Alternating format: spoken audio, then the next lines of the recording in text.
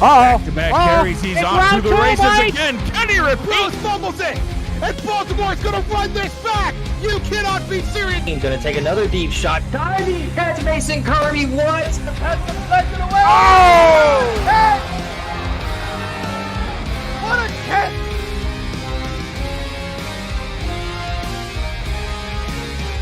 Stepping back, and he's Nearly broke down, but it's intercepted. The run for the first down away. Vincent is on his way. Oh my goodness, it's an embarrassment of riches. Makes more, and he is to the house. An unreal play. You're gonna get the look at the Oh, he got it. Baltimore walks it off.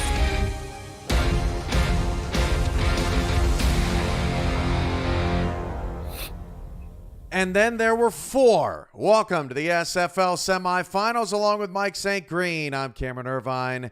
We've got two semifinals today for the right to play for the SFL championship. Mike, good afternoon. Hey, good afternoon, Cam. Great to be here, man. And man, the semifinals, somebody's going to go home extremely disappointed. I remember the first championship game that I saw, and I wanted to be involved in that. And I'm sure these four teams that remain, I'm pretty sure everyone on each roster are looking forward to the opportunity to play in that championship game next week. Two of these franchises have been to a championship game, Lone Star and Baltimore. Lone Star did it with a different ownership group two different times. And Baltimore, of course, has won two of the last three championships, Louisiana and Vancouver, trying to make their first today. Mike, and I think what's often missed in moments like these is just how hard it is to get to a championship game, how hard it is just to get here at all. Yeah, Cam, the playoffs are one thing that you just cannot take for granted. It's been players that's been involved in this league for years and several seasons that have not even, seen the playoffs, or maybe very few times have been involved in the playoffs. So, but to be right here in the semifinals is a huge thing. I mean, me as a player myself, I've only been to the quarterfinals as far as the quarterfinals. So to be at this point of the season and still, have opportunity, you can't ask for anything more than that. And for many players, this is the deepest they've gone in the playoffs, and this already feels like a championship game. Here are your two matchups today: Lone Star and Vancouver, the 9-4 Glory, the 12-1 Legion. Later today, the 9-4 Louisiana Revolution, the 11-2 Baltimore Vultures. And Mike, let's start here. Lone Star wins the South on the last day of the regular season, beats Mexico City. And a couple of weeks before that, played Vancouver in a very strange, very bizarre game where Greg Soto got hurt. There were three different pick sixes. Ike McBride dropped a touchdown at the goal line that turned into a Josh Farnsey pick six. It was a wild one. Vancouver won it by 10. Yeah, Cam, I think you were watching my notes before I got on, man. That's the one thing that I wanted to touch on. This game a couple of weeks ago, about a month ago, actually, it was in Vancouver. Huge Josh Farnsey pick six, 97 yards, made a huge difference in this game. It really kind of turned the tide. Major Key also had a pick six in this game. One thing that really stood out to me from a few weeks ago was Ace Fennick had 59 passing attempts in this game, and I'm pretty sure the way that Lone Star likes to play, that they would rather not get into a shootout battle with Vancouver again this week. But even though he did throw the ball 59 times, he really didn't have a bad game. He had over 400 yards passing and 3 touchdowns. But you want to control the clock against Vancouver, keep these guys off the field as much as you can, and and play defense and try to turn them over and create some opportunities. Tight end James Walters was the X factor for Vancouver in the first matchup, over 200 yards, 2 touchdowns. He's gotten a little quiet today, Mike. Maybe that's how the game might be different today, but who do you see maybe as an X factor in this semifinal matchup? Well, yeah, as we mentioned, what I think Lone Star needs to do, but Vancouver, they are going to have to get Kendra Hall and Brett Killian involved in this game, as well as Robert Redford. Robert Redford only had 11 yards the last time these teams played. I think Brett and Kendra only had 4 receptions apiece in that game. So they're going to have to get other people involved, keep the Lone Star, that great secondary of Lone Star off balance and as to where the attack is going to come from, and see if they can get some points that way. It's a family affair today. Nate Hall and Kendra Hall are playing against each other. Kendra Hall, the wide receiver for Vancouver. Nate Hall, the defensive back for Lone Star. Hall had a pick 6 in this previous matchup that Nate and ultimately Kendra got the better of the Lone Star glory in the previous meeting. And I want to know what Ace Fennick is doing today, Mike, because he's got a man cave like no other, full of Lone Star glory gear. He's got to be fired up and ready to go as he approaches a couple of career milestones today. And a moment like this for a guy like that, drafted in the first round as their new quarterback a few seasons ago. This is what it's all about, Mike. Family, fun, and friendship all around the world. Yeah, Cam, what better way to share this, SFL experience than with family? I know a little bit about that myself. And as you mentioned, Ace with his great man cave over there, we saw him celebrate being the first, number 1 pick a few seasons ago for Lone Star. Man, what would be better than to culminate this great career that he's had thus far with a trip to the championship game. Lots on the line today. Louisiana and Baltimore in the waiting, but it's Eric Vincent and Tyler Falk coming up next from Canada Field in Vancouver. The Legion trying to make this an international championship game affair. We'll find out who advances to the 18th SFL Championship when we come back. This has been SFL Pregame, and you're watching the SFL Playoffs on Next Level Sports.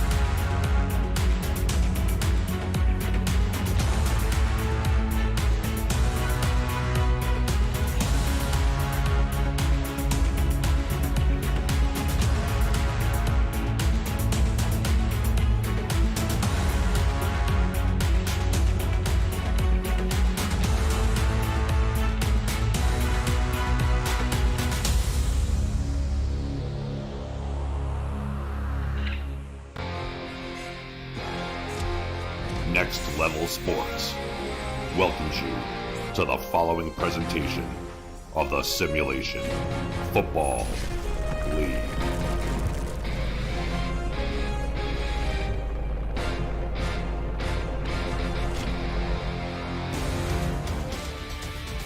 This is the Simulation Football League playoffs on Next Level Sports. Our first semifinal game takes us to the Pacific Northwest and across the United States border to Vancouver, British Columbia, where the Legion are trying to continue their best season in franchise history and make the championship. In their way stands the Lone Star Glory, who have shocked many in the league by making it this far. Who claims their spot in the 18th SFL Championship? We are about to find out. Good afternoon, folks. I'm Tyler Falk. Welcome into Canada Field here in Vancouver. We are glad you have joined us. Alongside me here in the booth to help me break down this enticing fixture is Eric Vincent. Eric, your thoughts on today's semifinal? Tyler, this is going to be a very interesting game. There's so many different storylines from both of these teams here this afternoon. Vancouver looking to win back-to-back playoff games for the first time in franchise history. undefeated at home, but have never won back-to-back playoff games. We'll see if that monkey gets off their back here today. And meanwhile, Lone Star, this is a pattern for them, which is strange enough. Season 8 championship game, then back Season 13 with a different ownership group. Now Season 18 looking to come back to the championship game with a different ownership group. We'll have to see how it all shapes out. Absolutely. And quickly, some keys to the game that I have found this past week is both running back tandems. Robert Redford, Sawyer Storn for Vancouver, and for Lone Star, Ike McBride and Mateo Pravado. If those two sets of backfields can get going, partner, I think the better backfield will contribute to a win here in Canada.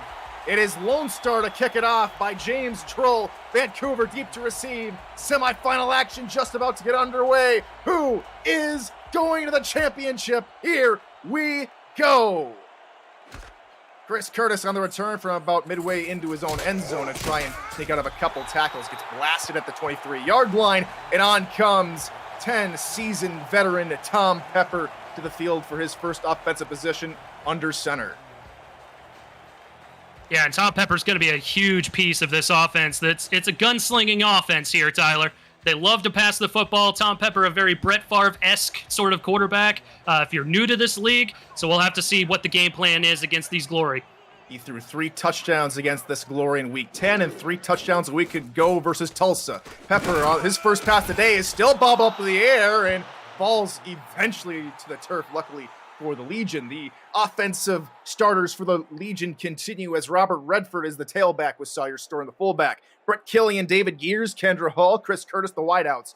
James Walters the tight end. Mike Coverson and Michael Prococo lead the way in the trenches on that offensive line at the left tackle and left guard spots respectively. 2 backs in the backfield, 2 tight ends set here for Vancouver here on 2nd and 10. The run up the middle for Redford, and it's already looking eerily similar to how Redford's day was in Week 10, partner.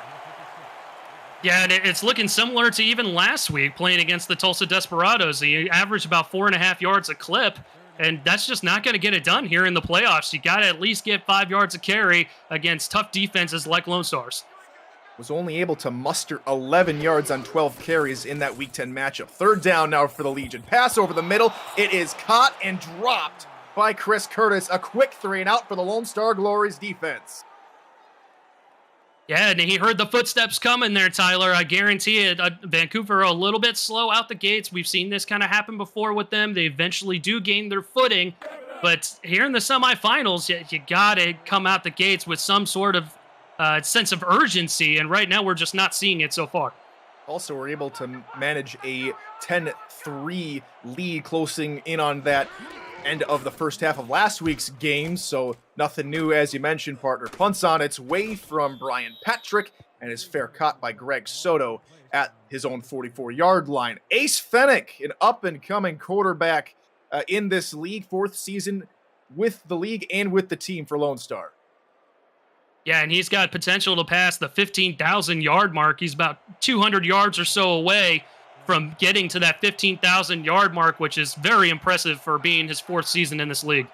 Just 1 touchdown away from 100. Empty backfield, 4 wide receivers set here on 1st down. Quick drop here from Fennick. He dumps it out up for the middle. It's a quick 1st down. A lightning strike of a first play from the line of scrimmage. Targets Ziggy Hronik, and that's a good gain of about maybe 13, 14 yards. Yeah, and that's what you want to do. You want to get your quarterback comfortable in the pocket. You want to get him those nice, safe throws. I think they were trying to do that on the Legion side of the football for their offensive possession as well. Obviously worked out a little bit better for the Glory on that first play. Well, it worked the first time around. They come out in the same exact formation. Quarterback's playing right up on the line of scrimmage. Fennick going to look for another dump off over the middle. It is, looks like it was dropped by the tight end Adam Williams. Incomplete. The Glory offense lines up with Ace Fennick as quarterback, Ike McBride, the halfback, Mateo Pravado, the fullback, Ziggy Hronik, Greg Soto, Deuce Fennick, Dave Axis are the wide receivers with tight end Adam Williams. The man leading the offensive line of the trenches is center Ryan Caudill. After spreading the field with 4 wideouts, all wide receivers exit the field and they go to a goal line set. They run with Ike McBride up the middle, and she's able to get about 5 yards before Mark Lopez brings her down, 3rd down. And that was good open field tackle by Mark Lopez, understanding what the play was, coming down from his safety spot there. It was hat on hat up until that point, and limits the damage to only 5 yards, brings up 3rd and short. Speaking of Mark Lopez, he's pulling double duty today, not only playing free safety, but also in the stat struck alongside Dwayne Schindler. So thank you two gentlemen for helping us out this afternoon. Fennec on 3rd down, going to look to his right side. It is caught near the marker, spinning upfield, and they were going to mark him out of bounds about 2 yards shy. That's leaves Dave Axis, 4th and 2. Yeah, that's a tough call there, Tyler. At first glance, it looks like he might have had enough for the first down, but that spin move knocked his forward momentum off course there. I think that's a good call, marking him short of the first down. The offense will stay on the field on the edge of field goal range. 2 backs in the backfield, 1 wide receiver tucked in tight to the line on the right side. Fennec trying to get the Legion to jump off sides. It ain't going to work this time around. He calls a timeout, an early timeout in the ball game with 8:42 to go in the first quarter. And you know what? Being in the semifinals, I'm okay with that. I'm okay with them going out there, seeing what they can get, see if they can get the defense to jump off sides, get a free play. I personally would have liked them to run a play because I think they have a couple different options for them, especially with a running back like Ike McBride. But, it's one of those things. It's early on, plenty of time left in the ballgame. So James Troll will come on to attempt a 51-yarder he hit from 52 a week ago versus Sioux Falls. Snap spot. Troll's kick is on its way. Does it have the distance? It does. Up and good. Lone Star on the board here in Vancouver. If you're new to the SFL, the Simulation Football League combines traditional sports, esports, and a role-playing game into one. Team strategies are being executed in real time by our simulations as real-life players compete on the virtual gridiron.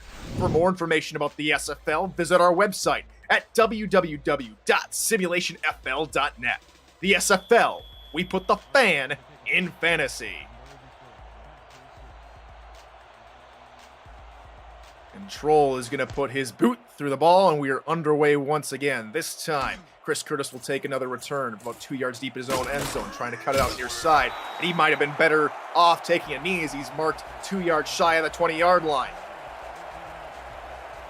Yeah, and that was a good drive by Lone Star, just the drive ago there. 5 plays, 22 yards, capped off with that field goal there. But it gets him on the board to start things off here away, trying to make a championship game for the first time in 5 seasons with a new ownership group. I like the call, Tyler. It would be the first championship game on international soil. Pepper going to look to throw. Hasn't completed a pass yet today. There's his first completion. He finds Kendra Hall, former co-host of NETMA. It's a big gain of 20 yards. And we touched on it the last possession. Vancouver, we've seen this happen sometimes where, they're a little bit slow moving, a little bit slow to get out the gate. Great route tree there from the wide receivers to spring Kendra Hall free along that far sideline to get the first down. So the Legion, after being stagnant and going 3 and out, their first play of this drive finds Kendra. It's 1st and 10 from their own 38-yard line. Kendra will take a break on the sideline. And it'll just be Brett Killian off to the left-hand side with 2 backs in the backfield. Pepper going to look for a screen near side for Redford. He's got Redford, has a couple of blockers, made a spin, and gets right to midfield. It's back-to-back first downs for Vancouver. And we touched on it a little bit towards the top of the broadcast. This is going to be key for the Vancouver Legion, is these types of moves right here. If Robert Redford can beat the one-on-one defender just like that, then they're going to have trouble. The Lone Star Glory is going to have trouble defending. Because very clearly, Robert Redford is a very shifty back. We have seen him have difficulty in the past with beating that one-on-one defender. That's going to be key for this afternoon. Now from midfield come the Legion offense.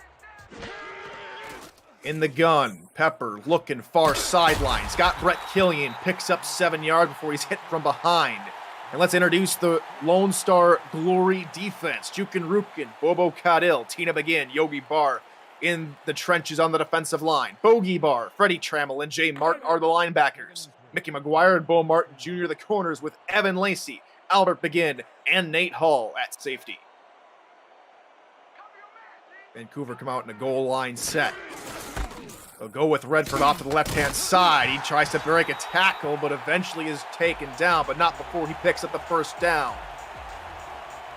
And that was a good run there by Robert Redford. He was patient, following his blocks off tackle along that far sideline there, and he eventually got to a point where he just buried his shoulder pads and picked up whatever additional yardage he could.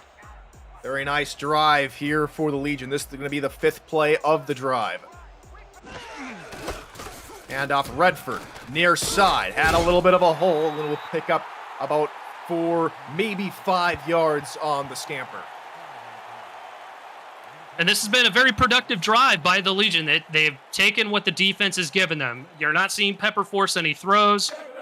Good little mix of run and pass, which we don't see a ton of from this Legion offense, as they rank 12th in the league in the regular season, averaging just over 100 yards rushing.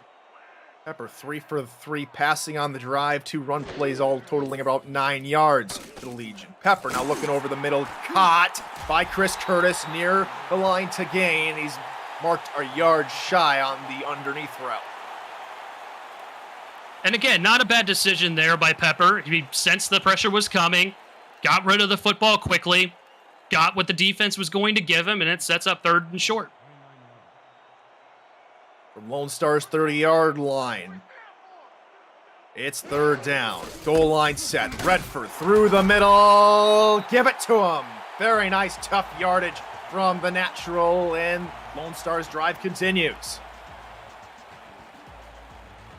And a great drive from Robert Redford so far, as he's been toting the rock, he's been catching the ball coming out of the backfield, he's been doing everything that his team needs him to do in order to keep the drive sustained. Backs in the backfield. Killian off to the right-hand side in the wide receiver role. Handoff, Redford through the middle, spins once, but can only get about 2 yards. And Lone Star have done a pretty good job so far of containing the run, only 13 yards and 5 carries to this point.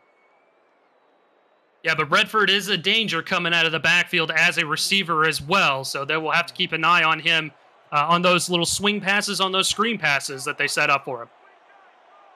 Wide receivers, 2 backs in the backfield. Linebackers showing blitz, and they get through the middle, and Redford is taken down behind the line by Freddie Trammell. And a great play by the Glory defense. 6 of 9 touches to Redford on this drive, so you can clearly see that the Glory are sensing what is happening here on this drive, and they're focusing in on Robert Redford, forcing this 3rd and long. Vancouver's going to have to get inside the 19-yard line to convert. Empty backfield, 4 wide receivers for Tom Pepper. Quick drop, slants over the middle, caught easily by Brett Killian inside the 15-yard line down to the 12. And when they have passed the ball, Tyler, on this drive, it's been great calls as far as the passing calls are concerned. Great routes. Go ahead and throw the all slants out there, especially when the defense is backed off. They are not playing up close. They're not playing press coverage. Get whatever yardage you can, and 9 times out of 10 with those all slant plays, you're going to get the first down on those big chunk plays. Very long drive, 11 plays. This drive started about the 8:30 mark. Redford near side, out of a tackle and still going. Gets 6 yards before Albert Begin can wrap him up. You know, I'd like to hate on Robert Redford a little bit because he wasn't as patient with getting his block set up, but then he slipped the defender anyway and makes me look silly. So a good run by him, and that keeps the drive going. 2nd and 4 coming up here. Come out with 3 tight ends and a fullback all in the line of scrimmage.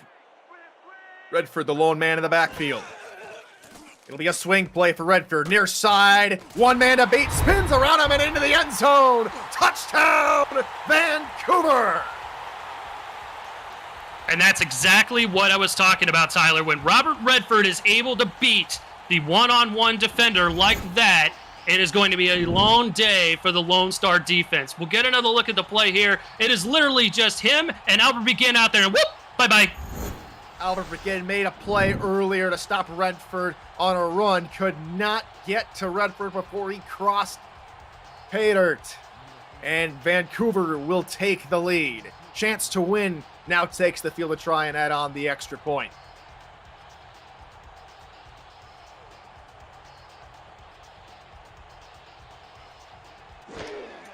Snap spot, kick is up, and that 12-play, 86-yard drive, which took 5 minutes, 31 seconds, results in a Robert Redford passing touchdown. The SFL convention is coming to Las Vegas Strip July 10th through the 12th. HyperX Esports Arena at the Luxor will host the season kickoff, featuring all 28 teams in action, live commentary throughout the day, every game on the big screens, and your chance to be introduced to the world as a football star.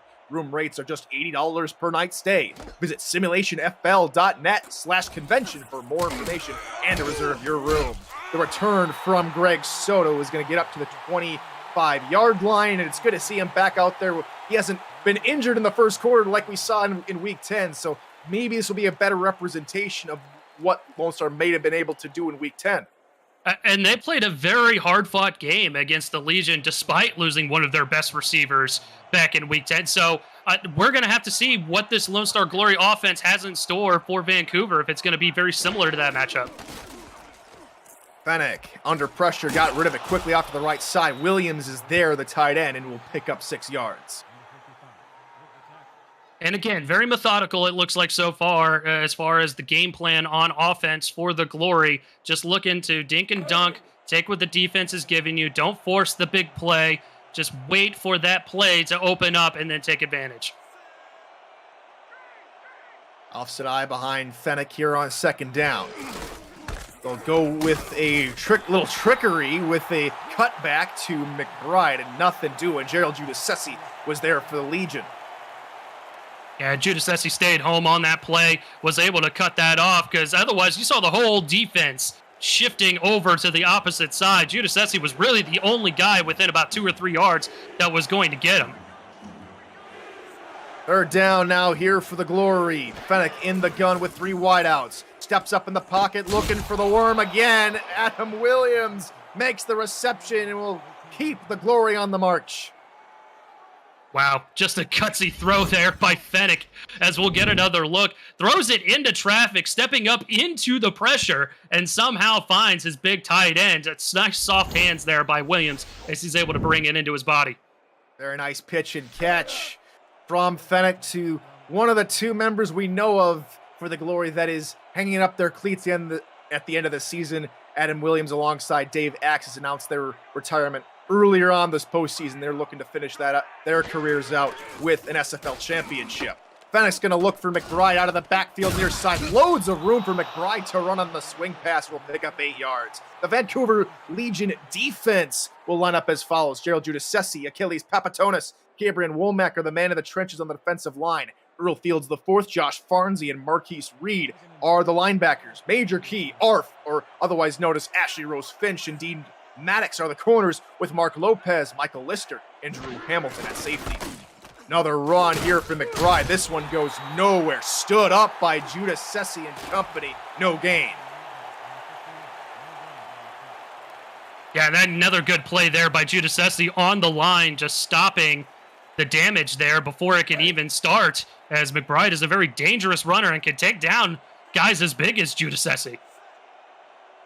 Under 40 seconds to go here in the first quarter. 3rd and short here for Lone Star. Another slant play, pass over the middle, and finds Dave Axis for a big first down to Vancouver's 33. And Axis making up for that play just a drive ago where they were forced to kick the long field goal, able to secure the catch in traffic there. Just a small window for Fennec to fit the football in, but he does, and Axis makes the catch on the first down. This might be the final play of the first quarter. 2 wideouts offset eye behind Ace Fennec. Gonna look to throw. Swing past McBride, near side, turns upfield and is leveled by Drew Hamilton after picking up 7 yards, and that'll take us to the end of the first quarter. Vancouver at home leading 7-3 over Lone Star. You're watching the Simulation Football League playoffs on Next Level Sports.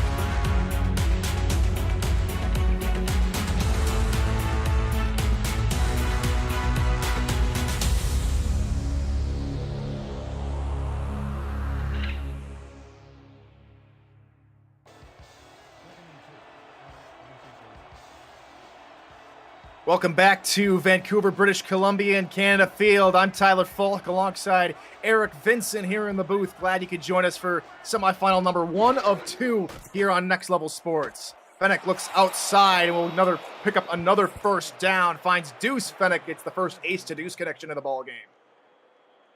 Yeah, I think Ace just wanted to go ahead and get the first down. He saw that Deuce was wide open there on the out route, coming off that bunched receiver formation. Just pitched it right to him, got the first down, gets him into the SFL red zone.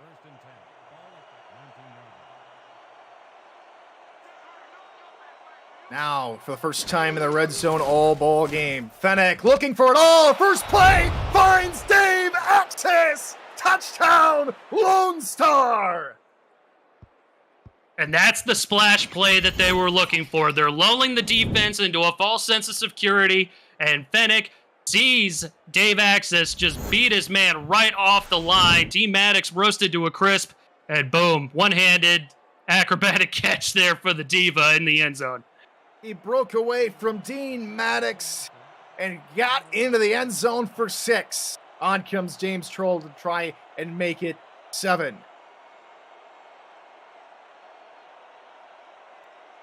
9 plays, 75 yards. All culminating with that Dave Axis receiving touchdown. Troll's extra point is up, and it is good, and the Glory have a 3-point lead again. And they definitely responded on that drive, Tyler. Ace Fenech, perfect on that drive, generated 3 first downs for the team on the drive, and culminated with that touchdown. That was just a beautiful play, beautiful throw there to Dave Axis. Stats provided by Mark Lopez and Dwayne Schindler in the stats truck. Thank you, gentlemen. Troll gets us underway once again, and it's Chris Curtis on the return just outside his own red zone, trying to sneak his way past the defender, and it cannot as he's taken down, and on comes the Vancouver offense once more. Well, Tyler, we wanted a back-and-forth ball game. We've got ourselves a back-and-forth ball game. Both these teams a little shaky getting out the gate, but we see how powerful both of these offenses can be, and now it's Vancouver's turn to respond. Well, with a 2 tight end look, both to the near side, along with Robert Redford, a little bit offset of Pepper in the backfield. Pepper going to look to throw deep over the middle. That one's going the other way. Picked off by the free safety, Evan Lacy, and Lone Star's right back on the ball. And that's exactly what you want to see from your free safety, Evan Lacy. This is just textbook right here. Look at him, just squatting, looking, as boom, right in front of the tight end. There was looking for Walters, not to be on this play, and that's a great pick by Evan Lacy. Beautiful read from the third season player, Evan Lacy, and Lone Star take over on Vancouver's 32-yard line. 2 split backs in the backfield, 3 tight ends set here for Lone Star. The first play of the drive, handoff through the middle. That's Bravado, the fullback, only able to get about 1 yard. And we were speaking with Andy Hamilton earlier this week, partner, and there's a little bit of history between these two ownership groups. Oh, most definitely. Charles Doherty coming over to the Legion to help out with the coaching staff earlier on in his career before becoming a part owner of the Lone Star Glory. So nothing but love between these two gentlemen. Absolutely. One of them, unfortunately, has to lose. One has to win. Pass near side. Caught for a pickup of about 7 or 8 yards by Deuce Fenech. And that's a good play there to make it a smaller deficit here on this third down, make it a 3rd and short. That opens up the playbook a little bit more for you as they're coming out here. Looks like 2 backs in the backfield, Tyler, 2 wideouts. 3rd and short, linebacker shifting over to the near side. Fenech gonna throw left side. That is caught for first down yardage inside the 20, and they're in the red zone once again, and it's Greg Soto hauling in another reception. And Soto again extending the drive there, and it's eerie shades of this last drive here where they were taking their time, got themselves into the red zone, and then took the top off the defense. 6 different receivers have gotten a pass for the Glory here in the first 13 minutes. Pass near side, ace to deuce connection, still working pretty good. Gain of 5. And that's now 11 straight completions for Ace Fenech as well. And that's the second one to Deuce there. A nice little sliding grab. to get a good chunk of 5 yards on first down. Last time they were here in the red zone, they tossed it to Dave Axis, which gave Fennec his 100th touchdown pass, looking to make it 101 maybe here on this possession. Fennec go over the middle toward the end zone, looking for Deuce, and can't find him. The coverage was just too strong. Third down. Yeah, he had a couple different options in the middle of the field there. A couple blue jerseys defending. I think he had an opportunity at getting that ball into the end zone, which is probably why he threw up his hands in disgust. Another third down, 3rd and 5. Trips to Fennec's left as he's under center with McBride in the backfield. Quick drop. They'll toss it to McBride out of the backfield. She has to hurry, and she's taken down a yard shy. This time, Drew Hamilton is none the wiser and takes him down after a kick up of 4, and on comes the field goal unit. And that's a big hit by Drew Hamilton coming up there from the strong safety spot to knock down McBride. And that's the difference we've seen from these two backs, is that Redford has been the shiftier of the two, avoiding the one-on-one defenders. Here comes James Troll. This one a 25-yard chip shot from the right hash. Snap spot, kick is up, and unlike the USFL, it's up and good, and it's 13-7. Lone Star. The SFL has partnered with Rare Drop and Rare Drop Sports to advance live events and distribution. Live and in-person championship weekends, rookie drafts, and community events are in the works. Visit raredrop.co for more info on what the company does in the gaming community, and follow Rare Drop Sports on Twitch at twitch.tv/rdsports. We're underway once again. Chris Curtis on the return. Thought about going near side, try to bounce it out to the right side, and he gets all the way to the 22-yard line and no further. Tom Pepper's going to have to shake off the interception he threw on the first play of the last possession and try and get Vancouver back out in front. Yeah, and last week against Tulsa, he threw a couple interceptions there, one early on in the ball game. And he was able to shake that off and propel them to a victory over the Desperados last week. We'll see how he responds here today. 2 wideouts to his right, 2 tight ends to his left. Pepper going to look to throw. He's under pressure, and down he goes. Deep in the backfield. A crunching hit from Yogi Bar. Can I get some F's in the chat? F's in the chat. Good God, Yogi Bar just coming right off the edge there. Good swim move there. And shoot, Pepper didn't even see him coming, man. Nothing doing. There was little that Stonewall, the right tackle, could do to hold back Barr, and it's 2nd and long.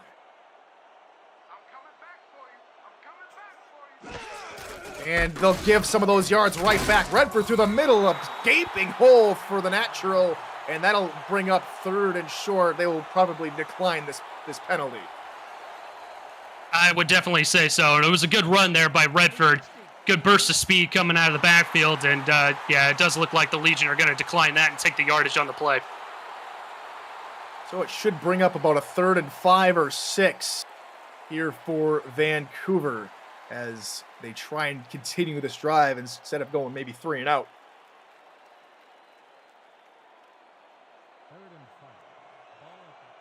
On the 26-yard line, it is 3rd and 5. 5 wideouts out in the package. 3 to Pepper's right, 1 to his left. Pepper going to look near side, deep corner route, and that is caught! What a grab from Brett Killian, and it moves the chains. BK12 is one of those receivers that is just magical. He is somehow able to come up with this football. It was tight coverage, really good coverage there by Bo Martin Jr., and somehow just comes up with the football. Meanwhile, on the opposite end of the field, he had a wide open out route there, but instead decided to go the big play to BK12. And it draws some fireworks from everyone here at Canada Field, and Brett Killian only his first grab of the ball game for 16 yards. And his 2nd grab for 34 in total. Run up the middle is going to go little to nowhere, maybe 3 yards, as Redford is slow to get up. Yeah, Redford's going to bounce back quickly, though. He's not one of those guys that's going to be kept down, especially not in a semifinal game. 2nd and 7 here for the Vancouver Legion near midfield. A run up the middle, getting by defenders as the fullback Sawyer Stern, the rookie out of Lexington, and he'll pick up the first down. And he had a couple of those plays last week as well in the quarterfinals against Tulsa. Shifty moves for a fullback. And, he came up with 10 yards last week, and we've seen him run the football like that before. He might be the X factor here for the ground game for the Legion. Now the Legion come out in a strong power I with the line and linebacker shifting in the direction of the strong side. We're going to try and stretch the field with Redford. Nothing doing. The Glory get home and take him down at the line of scrimmage. It's Mickey McGuire hauling him in. Yeah, and there was a missed block there on the line of scrimmage just past where the tackle was. And that was what keyed the big hit there to stop him from no gain. Just past the halfway point here in the second quarter. 2 wideouts to the right. Pepper going to look to throw, looking for one of them over the middle, and it's picked off for the second straight drive. The Glory are showing up here in Canada. And this time it's Albert Begin picking on James Walters. He's had 2 targets and 2 picks as a result. And this was just an acrobatic play by Begin. He was far in front of where Walters was. But the fact that Pepper had floated the football a little bit rather than just hitting it as a laser, Begin was able to correct himself, spin around, and collect the football. That was a great pick. So here comes the Lone Star offense to retake the field. Fennick's going to line up in the gun with 3 wideouts from his own 29-yard line. Fennick over the middle, pass caught near the logo, and they're already deep out of their own territory at the 46-yard line. And the Glory are starting to feel themselves a little bit here. This connection is starting to heat up. The ace to deuce connection has always been a lethal one for this Glory offense, and we're starting to see it catch fire. 4th reception for Deuce here in the first half. Glory now come out in an I. And up through the middle like McBride, shrugging off defenders and only able to pick up maybe 4 yards before she's corralled, and it's 2nd and 6. It was a good defensive play call by the Legion to make sure that they stack the box there and limit the damage on a clear run formation there. McBride, not really very productive on the ground so far, only 9 yards to her credit so far on 4 carries. Another I formation here for Lone Star. They'll run again through the middle. And McBride shoving another defender, picking up 2, maybe 4 hard-fought yards. And the pursuit of the defense is what made the difference on that play, because otherwise McBride is off to the races. Mark Lopez has been all over the football field here today, along with the safety counterpart Drew Hamilton, both of them tallying 4 tackles apiece. 3rd and short, offset I behind Fennick. 4-3 look from Vancouver. Fennick to throw, looking over the middle. It is incomplete. Looking for Pravado over the middle, and the coverage from the linebacker was impeccable, and it brings up a punting situation. And that was really the only option that Ace had to really go to. And it was one of those situations where he had to get rid of the football, didn't want to take the sack, and just went with the safe route. Pravado just couldn't come up with the football. The Lone Stars offense unable to do anything. This their first punt of the ball game. Snap is a little wide for LA Sights, but he is able to corral it and get it away. It's going to bounce near the end zone, take a little hop, and eventually inch into the end zone, down for a touchback. I think they were a little too cautious on that play. I think the special teams unit was a little too eager to watch the football trickle, and it bit him in the butt, unfortunately. Might need a little bit more accuracy from Sights next time around, but it was a decent-looking punch, just didn't go their way.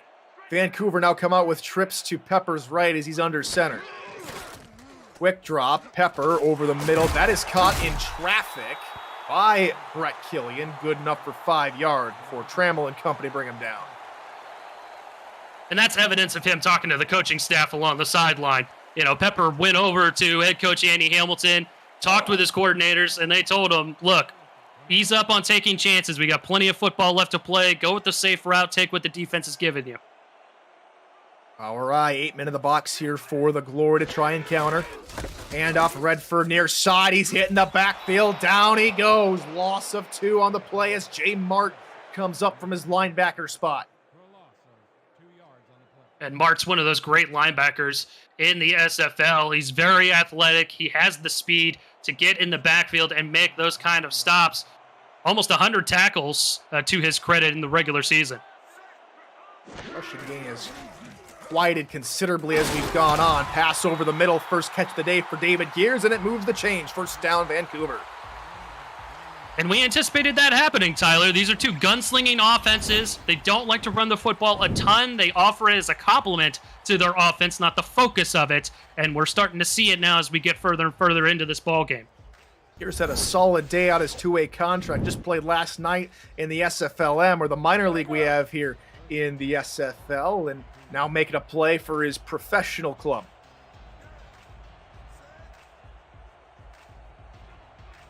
Offset single back in the direction of the 2 tight ends near side of your picture. Pepper going to look to throw on first down, looking for the out route far side, caught for a pickup of about maybe 8 yards, and making another grab, Brett Killian, who's had himself a pretty good day. And that'll take us to the 2-minute warning here in the first half. Vancouver down by 6, Lone Star with the lead. You're watching the Simulation Football League playoffs on Next Level Sports. We'll be back after this break.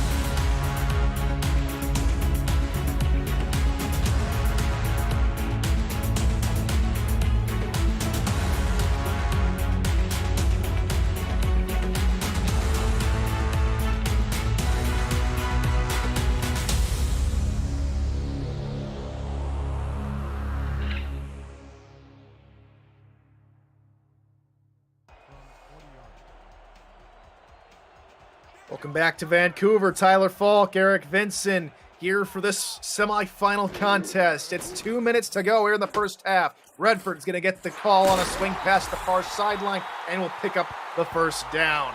Coming up on the 8 p.m. Music Halftime Report, Cameron Irvine and Mike St. Green will break down the first half between the Glory and the Legion, plus news and notes from around the SFL as teams continue preparations for an exciting flurry of off-season activity. It's all coming up on the 8 p.m. Music Halftime Report. Pepper's going to go under center again, this time with 3 wide receivers. Pepper takes a 5-step drop, looking over the middle. Wide open receiver, good enough for a first down to Lone Star's 43-yard line. Yeah, and the coverage, the defense was backing off there, which opened up the slant route there to Curtis, and that was a good catch there for the first down. I formation here on this first down. Still 3 wide receivers. They're going to hurry up and snap it to Redford. Nothing doing. Tackle maybe at the line of scrimmage. They'll give him a generous 1 yard.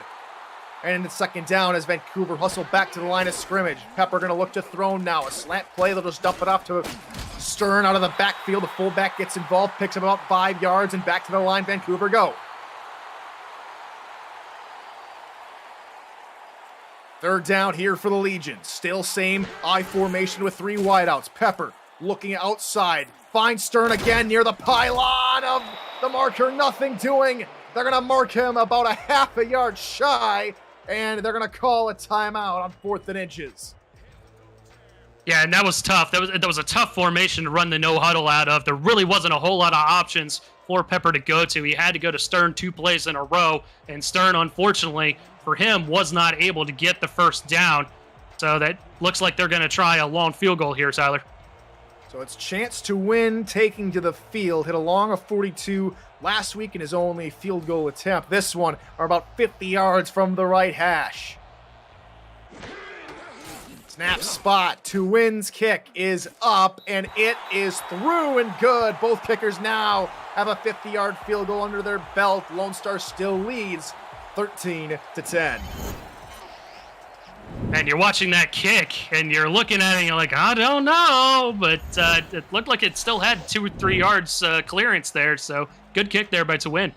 I think he was also kicking with the wind if I saw my flags move in the right direction. I'm no meteorologist or anything, but I think they have some extra motivation behind them. Down by 3, To Win is going to get us rolling once more as the kickoff is on its way to Greg Soto about 5 yards deep in his own end zone. Looking to try and make something out of it. Goes right into the teeth of the defense and is taken down to the 21-yard line with 25 seconds to go with 2 timeouts for Lone Star. Yeah, Tyler, I'm thinking on the road, semifinals, looking to get to the championship game. You're up by 3. I'd go ahead and just rest on my laurels a little bit here and just take it to the half. With only 25 seconds left, there's not really a whole lot of time to really do anything on offense.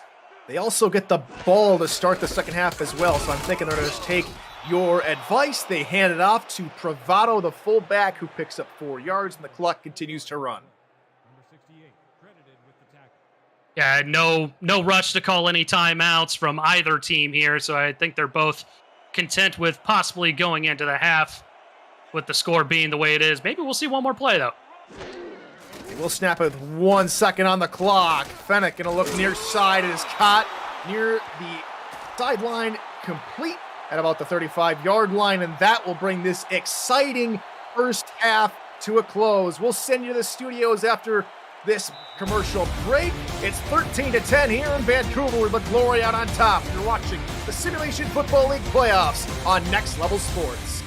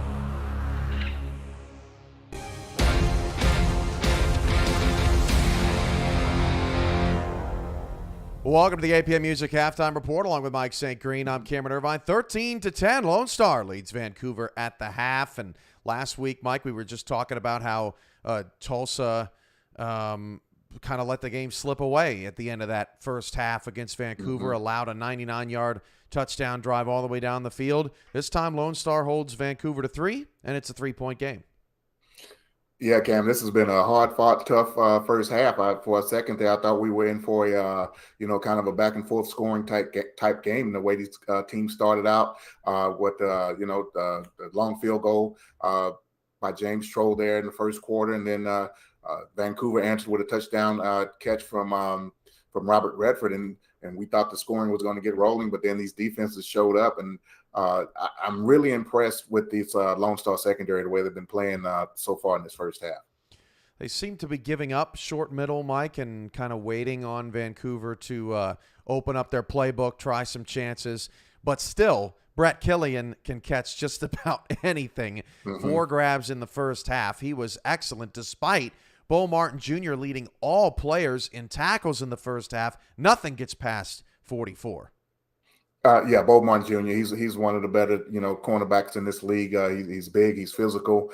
He's actually been doing a pretty solid job on Brett Killian in that first half. But he does have 4 catches, on his resume. But that's going to be a battle to watch this second half. And the other thing about Bo Martin Jr. He's great at coming up and denying and or holding to short gain anything out of the backfield. Man, he's one of the best in the league at that. I'm a little concerned that Ike McBride hasn't gotten going, hasn't found any rhythm on that side. But the Lone Star defense has done the same to Robert Redford. At one point in that first half, Redford just 10 carries, 20 yards outside of a 11-yard run that he had. And I'm not sure that either of these teams can figure each other's run defense out before this game's over, Mike. I think this may be won by Ace Fennick or Tom Pepper. Yeah, we have a game and a half worth of evidence that these guys they have figured one another's running games out. These running backs don't seem like they're going to get loose from these defenses, and so they've got that figured out. So it's going to come down to who can make the play in the air, get someone free and come up with a big play far as in the passing game goes. Well, while these teams battle it out for the right to go to the SFL championship game, other teams around the league are busy preparing for next season. How about those Houston Headhunters, Mike St. Green? The newest SFL team, the Hyenas, rebrand to the Headhunters. And you, congratulations, sir, have joined that ownership group, co-owning with Damon Simeon, Butch Menner, general manager, Corey Menner, director of communications. It is a new era in Houston. We'll get to the other storylines in a second. But, Mike, congratulations to you and your thoughts on the new era of SFL football in Houston. Well, wow, Cam, thanks a lot, man. And as you well know, it was, leading up to the announcement earlier this week, man. It was a long time coming. It was an emotional week, a stressful week at times. And then, man, exciting to finally and relieving to finally, be able to announce that. I came into this league with very specific goals in mind. Didn't know that if I was going to be able to accomplish those things. And man, it feels very good to be able to check the box and say ownership is a reality for me, and in particular, to have the opportunity to have ownership in my home city. For those that don't realize how much it takes to put some of this stuff together, Mike, you, me, and Damon were talking about this project and this opportunity for almost the entire season. It feels like it took some time, but I'm sure it feels nice to have it done. Yeah, Cam. Well, we went through several possible name changes because that's one thing we did want to do. We did want to rebrand and inject something fresh into the Houston market, and introduce something fresh and new to the SFL. And man, we really went through the ringer, as you mentioned, coming up with something that worked for Damon and myself, and that made sense, for us, and would hopefully make sense to the league. And it was a long time coming, and we finally, settled on Headhunters, and something I feel like we could get behind, and hopefully the league can get behind as well. A very unique name, something that you don't see much in any sports or esports And so it's going to be a lot of fun watching the Headhunters play next season and beyond. Tulsa adds Berto Demora, Jaden Swift as minority owners to that group. Those guys have been on this team for all 5 seasons of their career.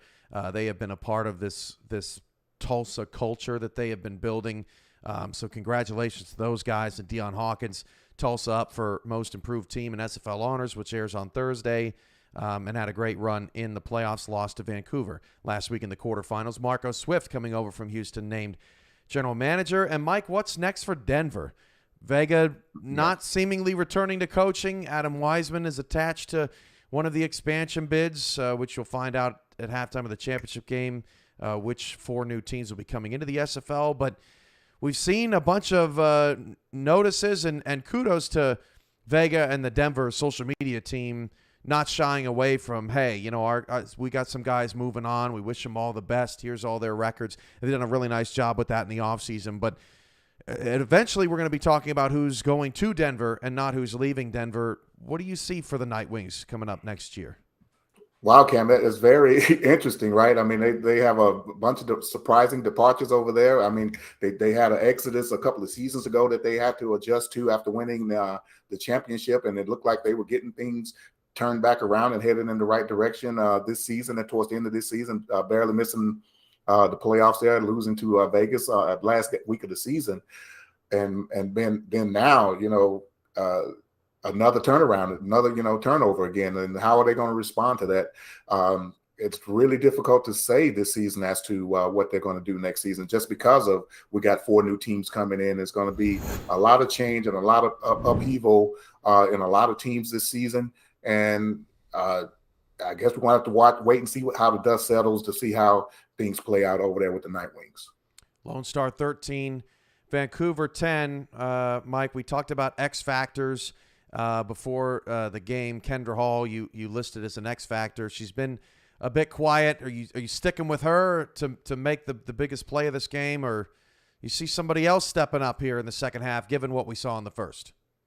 Well, for Vancouver, it's going to have to be Kendra Hall or Brett Killian, because it seems like from the first game, Lone Star has made some adjustments on Walters, and they seem like they're trying to take him out of the game. I mean, he had a huge game a couple of weeks ago, 226 yards. So we've seen them go to him a couple of times, and he's been denied an interception by Evan Lacy in this game, covering Walters. So I think Lone Star came into this with the attitude of someone else is going to have to beat us, and if that's going to happen, it's going to have to be Kendra or Brett Killian on the Vancouver side. And for Lone Star, I think they're doing a good job of getting Axis involved. Maybe like to see a little more of Greg Soto. He was injured in that first game, but it's going to come it's going to come from the outside from either team. I think that's going to make the big play and make a difference in this game. Yeah, everybody stayed healthy so far, knock on wood. It's been a good battle. I think, Mike, you know, it could come down to which secondary is going to make these tackles. I feel like Ike McBride and Robert Redford, someone is going to break out, and in the open field, someone's got to make a play. Lone Star's done a pretty good job of that in the first half, although Robert Redford got away from Albert Begin. They're down at the goal line. But other than that, both teams are tackling well. We got a pretty good defensive battle on our hands. Lone Star 13, Vancouver 10. The winner goes to the SFL championship game next weekend to take on the winner of Louisiana and Baltimore, which comes your way next here on Next Level Sports. But before we get out to Sports Gamers Online Stadium, we're back to Canada Field with Tyler Falk and Eric Vincent on the call for the second half. This has been the APM Music Halftime Report and more. SFL semifinal action will continue after this. You're watching the SFL on NXT.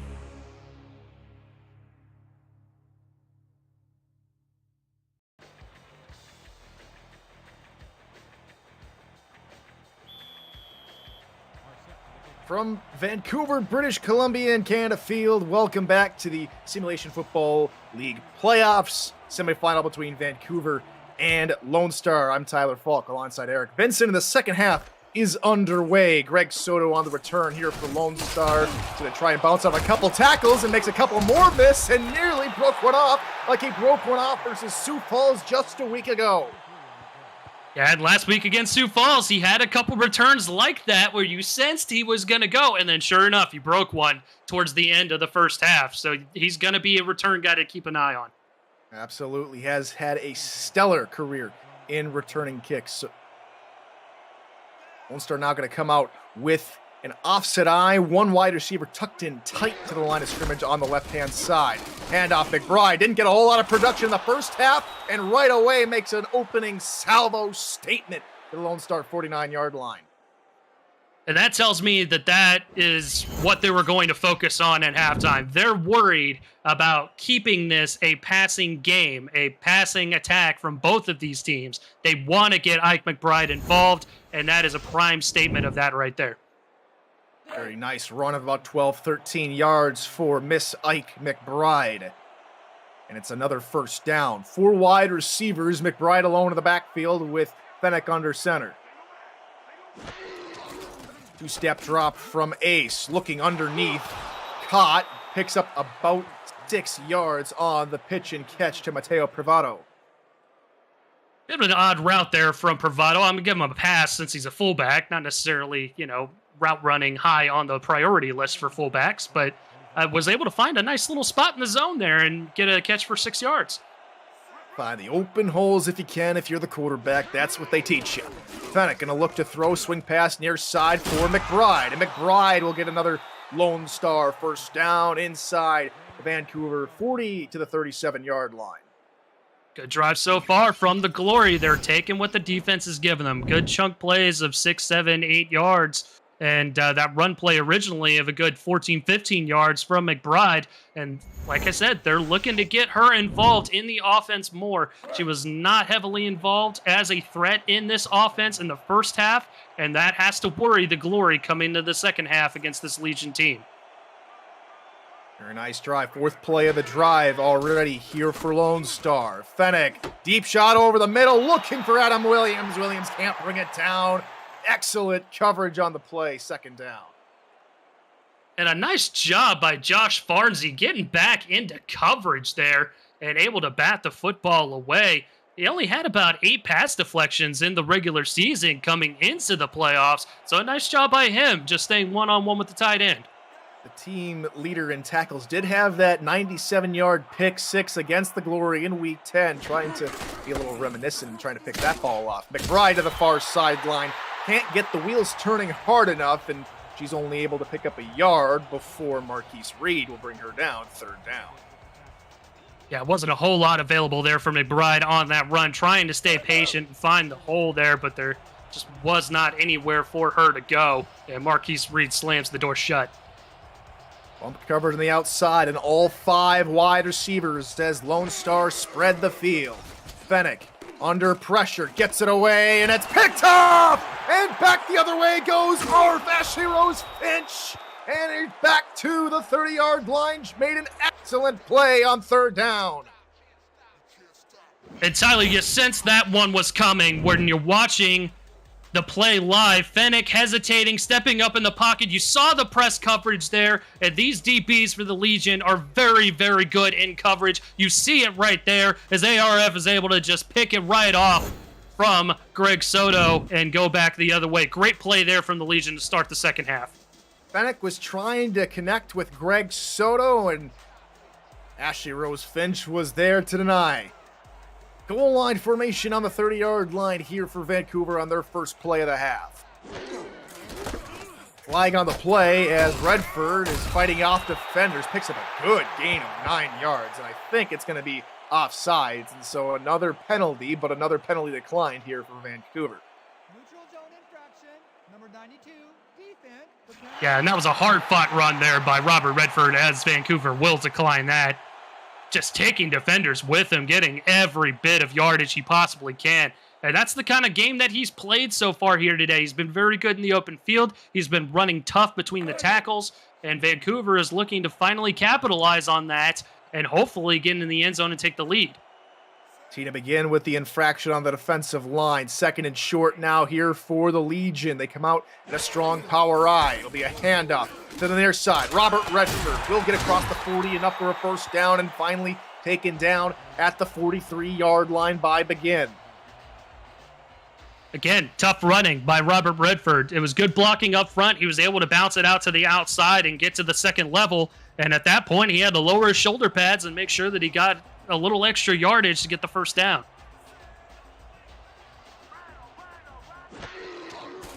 Pepper here on first down is under pressure. Hit as he throws and nearly threw it right to Freddie Trammell, who was just sitting there in coverage. Nearly came away with an interception.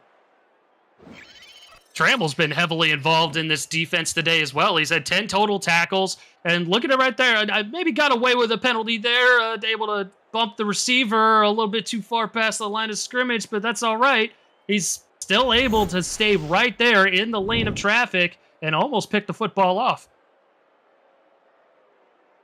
That will bring up second down here for Vancouver. Another strong power I set here for the Legion. Line and linebackers shift in the direction of the strong side. Pepper's going to look to throw. Under pressure. Finally gets it out to Redford out of the backfield, but that screenplay was broken up before that play could even start. It's a loss of 4. And that was just a good defensive play call from the Glory on that play. Stacking the box, clearly going man on that, anticipating a run. They got basically that with the little screen pass over to Redford, and the corner, Mickey McGuire, was able to come off the backside and make the tackle. Empty backfield. Pepper under center. Quick drop. Looking over the middle. Caught and hit hard. Is Chris Curtis. Picks up a nice chunk of yardage, but not enough for the first down. Yeah, Jay Martin laying the wood on that one. And you can tell Curtis is like, ooh, man, yeah, I'm going to feel that one in the morning, as he's able to outstretch his arm, make the catch. But, man, he paid for it. So Vancouver cannot capitalize on the interception from Ashley Rose Finch, and they send out Brian Patrick to punt this one away. But it's safely away. Greg Soto going to call for a fair catch at his own 19-yard line and hauls that in without any trouble. The SFL has partnered with Laser to deliver digital player trading cards to its players and viewers. The fun continues today for free in our next semifinal game between the Louisiana Revolution and Baltimore Vultures on SFL Twitch. Viewers every 30 minutes will be issued cards, or you can buy SFL card packs through Laser's store. Visit layzr.gg and click the Join Alpha button to connect your Twitch account and begin collecting. Out route to Dave Axis is caught here on the first play of the possession and goes for 9 yards. Yeah, and Axis was just wide open on that play. Just a nice, simple out route. Beat the defender right off the line and was able to get a good chunk of yardage there on first down. Take a look again. Drew Hamilton with enough closing speed to close in on Axis, saving it from being a first down, but it's second and short. Now here for the Glory on their own 29.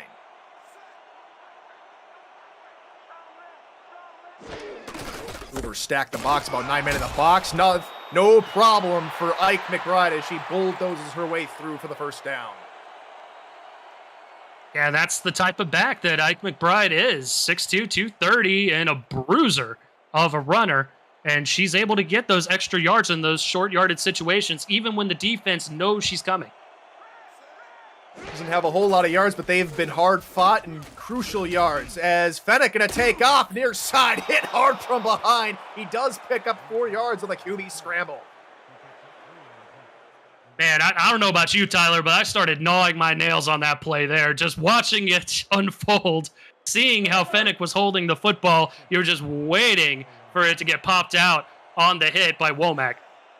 And too many times we see a quarterback try and run, and if they don't have enough carrying ability, they usually pop the football free, but good job from the QB to hold on to that one. McBride out of the backfield, dragging defenders with her to pick up extra yardage, and it's third and short. And that's the other side of McBride's game, right? She's able to find the hole and be a shifty back, able to shift her way side to side rather than north and south, and then find the hole in order to get some extra yardage. 4-3 look here from Vancouver, trying to stop the Glory. Handoff near side. McBride gets the first down and more, across the 45 to their 47-yard line, and she is quickly heating up. Yeah, she definitely is, averaging 4.5 yards a carry at this point. As we get another look at this run, good blocking up front, and then was able to find the extra hole there, the good space, in order to get the yardage needed. Marquise Reed with the tackle, but that was just patient running there by Mike McBride. And to mention Marquise Reed again, avoiding the stiff arm and tackling McBride lower than what she was able to reach, and comes up with a nice stop. First down here for the Glory. They'll go with McBride again out of the backfield. She tries to follow Bravado, the fullback, and she's only able to muster 2 yards. And again, Tyler, we're seeing the game plan here for the Glory in the second half. They're wanting to get McBride going on the ground and then just use Fennick in those obvious passing situations where Vancouver is anticipating that run, take the top off the defense. Corners come all the way up to the line. Fennick, just a little floater, a very nice pitch and catch to Ziggy Hronek. That'll move the change for the Glory. And that's, to an extent, what I was talking about there. Hronek was able to just break free. It was a short drop. Fennick had a little bit of time, and Hronek just had space. He had an extra step on the defender, and that was just a good pitch and catch there from Fennick to Hronek. Just enough touch to get it over the defender into the breadbasket of Hronek. Excellent play. Excellent pass from Fennick.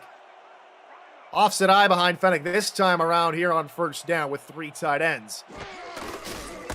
And McBride, right side, and she's tackled behind the line of scrimmage. Marquise Reed has been flying all over on this drive, trying to bring down McBride. Finally comes up with a tackle for loss.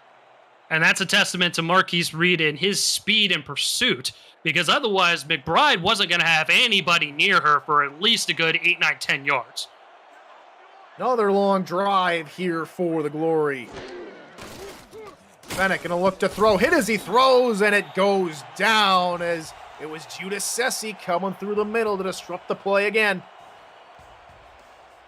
And we've seen those plays from Judas Sessi here this afternoon, mostly in the run game, but that time with the pass, a short drop there left Fennick exposed, and Judas Sessi took advantage of it. And the field gets loud as Lone Star spread the field once more. 5 wide receivers. Last time they were in this formation, Fennick threw a pick. Does history repeat itself? Ace, near side, same play. This time it connects to Greg Soto. And it's tied. Touchdown! Lone Star! At first you don't succeed. Try again. Man, and you're absolutely right, Tyler. Called it perfectly there. The same exact play going to the same exact person. This time, Soto able to adjust to the football, going towards where the near sideline is, and then just beats his man to the pylon to get into the end zone. What a score there for Lone Star. A few folks in the crowd trying to say that he might have stepped out of bounds. No signal from the Vancouver sideline, and so the play will stand. Lone Star with a touchdown. James Troll to try and tack home the extra point. Snap, spot, kick is up, it is good. 20-10 your score. Lone Star in front here on the road in Vancouver. We'll be right back after this short break. Don't go anywhere. You're watching the SFL playoffs on NXT.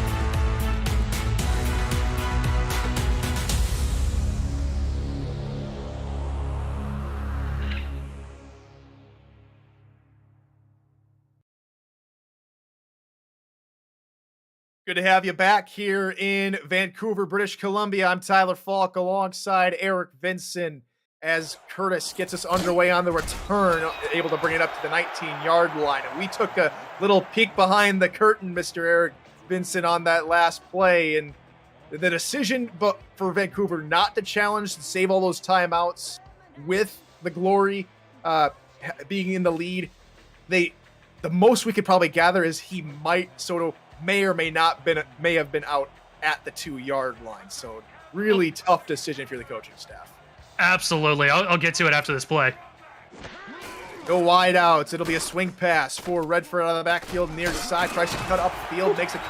Makes one man miss. Can't make the second guy flinch, and he's taken down after a pickup of 4.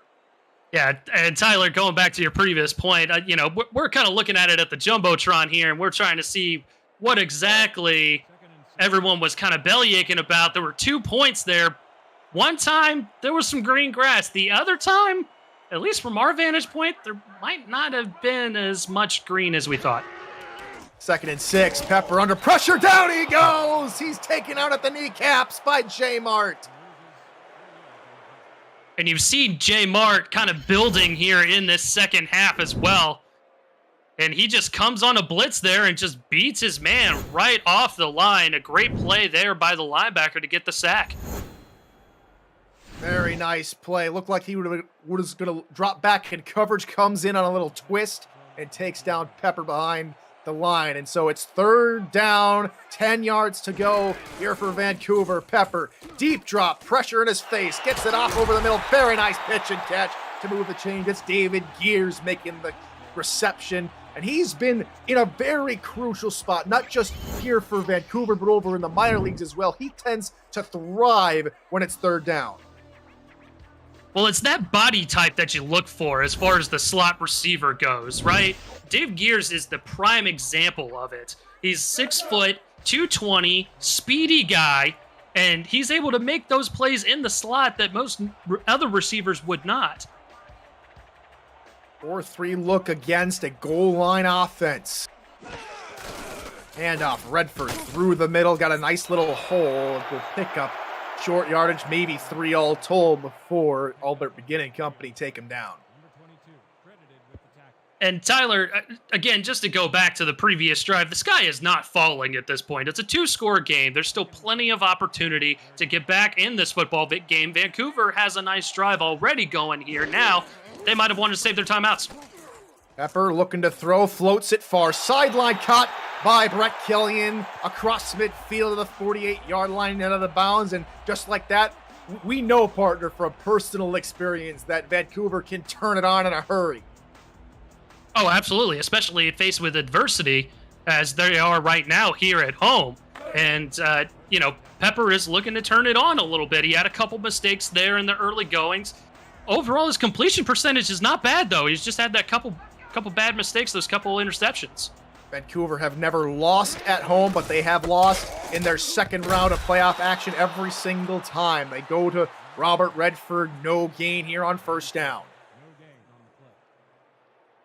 And just looking at the way the Glory are playing on defense, they're focusing a little bit more on Redford after getting, there were a couple opportunities there that Redford shredded them in the open field. They're looking to maybe add 1 or 2 more defenders to take them down. Bump coverage here from Lone Star on 2nd and 10. Pepper under pressure, floats it over the middle. David Gears is there again. He picks up 5 yards.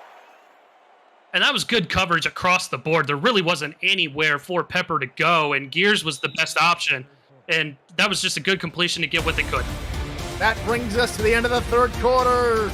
4th quarter underway when we come back. Lone Star up by 10. You're watching the Simulation Football League playoffs on NXT.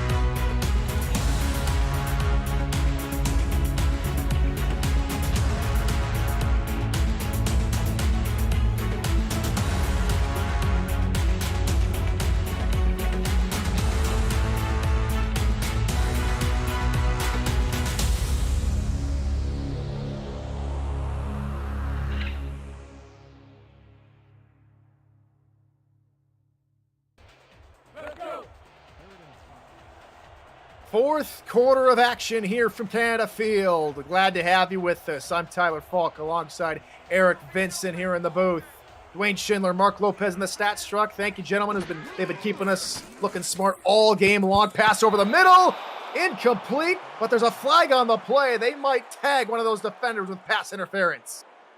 Yeah, there were several different white jerseys in that area. I would guess PI on this one. Number 45.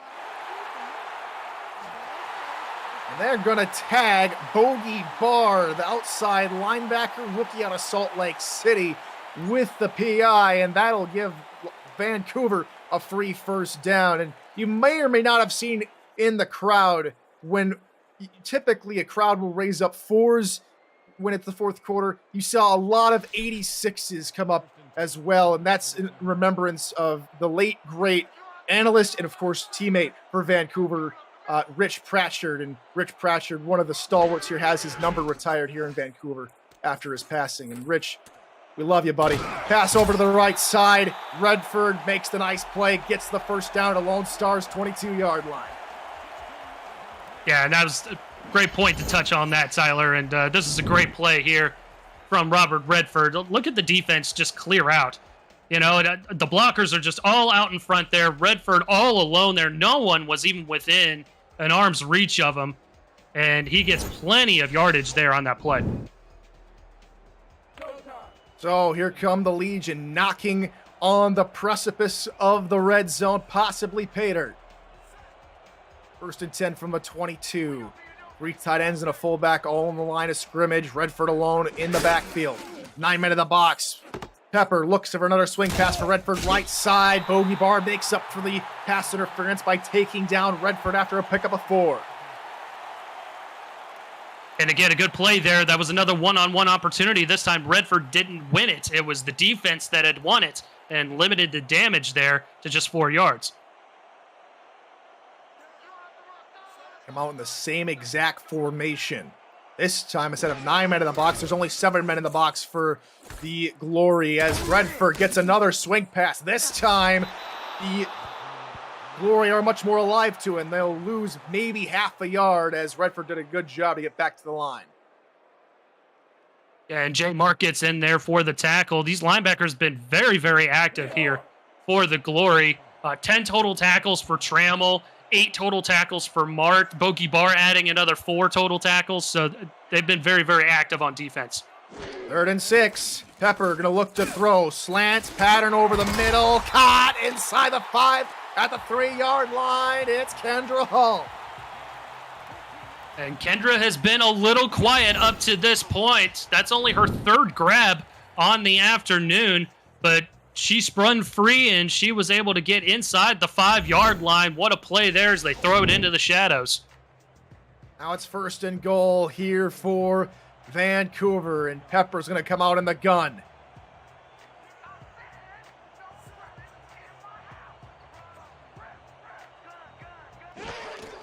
Pepper to throw. Steps up, under pressure, back in the end zone, wide open is James Walters. Touchdown, Legion. And Pepper's been looking for Walters all game long. Finally finds him in the back of the end zone all alone. As we get another look, he's just able to slip free and no one pays any attention to him. Way back there, wide open, no one within earshot of him at all. Great play. Excellent play call to get the tight end free. It's a 13-play, 85-yard drive, culminating with that pitch and catch the tight end for a 3-yard score. On comes Chance to Win to try and knock home the extra point. Snap spot. To Win's kick is up, and it is good. 20-17. Vancouver only down by 3 now.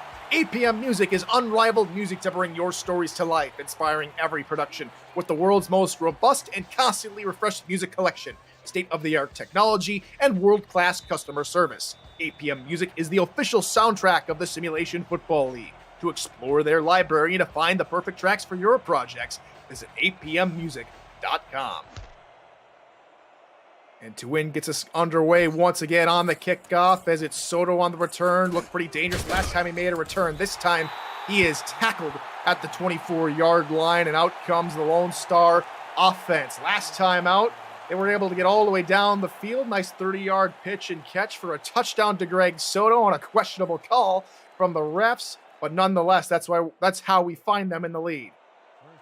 And that's playoff football right there, man. Sometimes you just don't get the dice rolling the way that you want them to. Bunch set off to the left here for Lone Star on the first down. Hand off McBride through the middle. Shoulder charge through a defender and picks up 6 yards. And that's a worrying sign. Ashley Rose Finch is unable to get back to her feet. She came up with a huge interception earlier in the ball game. Let's see what happened. Yeah, not really sure what happened there. Little forearm shiver from Greg Soto as they were coming out of the formation, but nothing too telling on that replay. We'll have to keep you posted on that one. Hopefully it's nothing serious and she can return to the field of play rather soon. As soon as we have an update, we will provide that for you.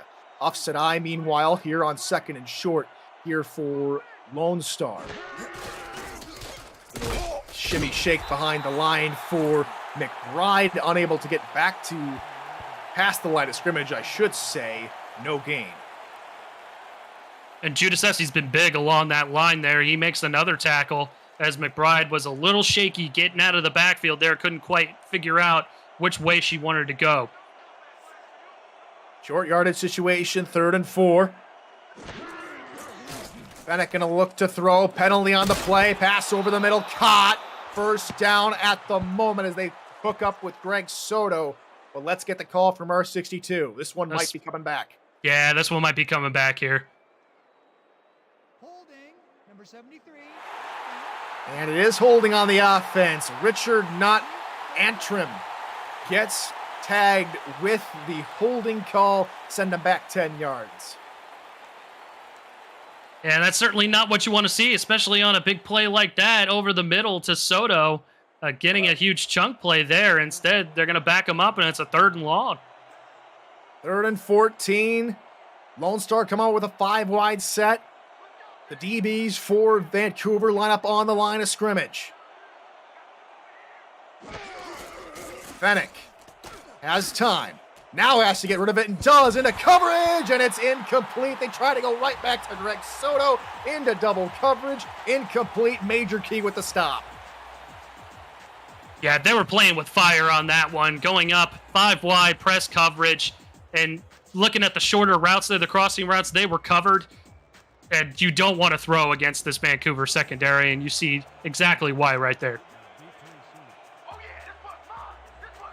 And so, LA Sights, the punter, will retake the field here for Lone Star, and the punt is on its way to Chris Curtis, who's back near his full 40-yard line, and his return is minuscule at best, only 2 yards to the 44-yard line. Covered to the Simulation Football League on Next Level Sports continues next Saturday with the 18th SFL Championship game starting at 2:30 p.m. Eastern. We'll have what is sure to be another epic clash for a title, plus new teams and reshaped divisions to be announced at halftime. Visit NLSE.com to find Next Level Sports in your neck of the woods. Pepper will hand off to Redford, and he is sandwiched at the line of scrimmage. What a hefty hit from Bobo Caudill. Well, there's nothing small about Bobo Caudill. 6'7", 330 pounds, and all of that went into Robert Redford there. Split backfield here for Pepper as he's under center. Pepper going to look to throw. Out route far side. Caught by Kendra Hall. Good pickup about 7 yards and tackled almost immediately by Mickey McGuire. And Mike St. Green touched on it on the halftime report. It's either going to have to be BK12 or Kendra Hall that finds a spark here in this second half, as we're seeing the glory clamp down on Redford, who was a little bit of an X factor in the first half. Look for a swing pass to the far sideline here in this formation. No, they'll go near side with a swing pass for Redford. Has to get to the 45. He had to try and fight through a couple defenders and can't do it. He's 3 yards shy. Jay Martin and Bo Martin Jr. combined to take down Redford. And that's the pursuit of this Glory defense, where you see 3-4 defenders that are coming and circling in on the ball carrier. That's a great job there from the Glory. Ryan Patrick on for another punt. This one looks to be a good one.